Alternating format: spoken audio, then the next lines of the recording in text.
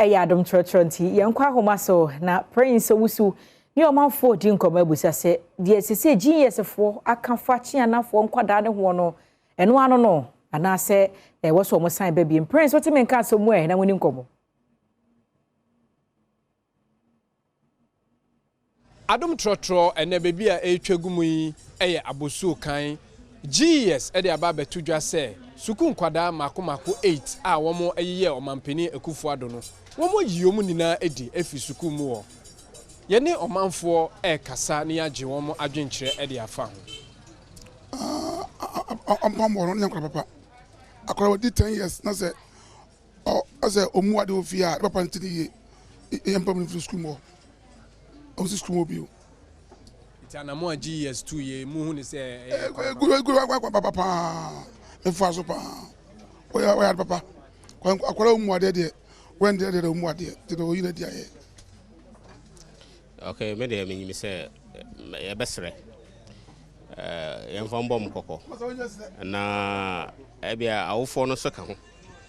kase ne gina awofo no so e bia no politics ne adade be didi nkofo be intime o tumi didi amampanya tem anyhow ofie ntai say akwala no sim say ade papa na awofo no ye ntina epie no and the beginning the best resenka fam bom kokko omo suku no so ho hia omodachi nti e besere Dabi we nya kokobo na wo papa no papa to na mu no a na how say o papa nhwe wo hwen kufu adu da roma hwen kola e ko school a ebinum nya sa opportunity na kene ko ne wo ba bia o ne adwuma mu ye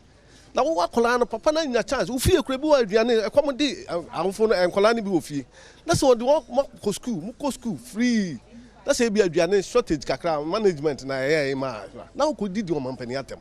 aden fi say ya politics no ma didi e man muntu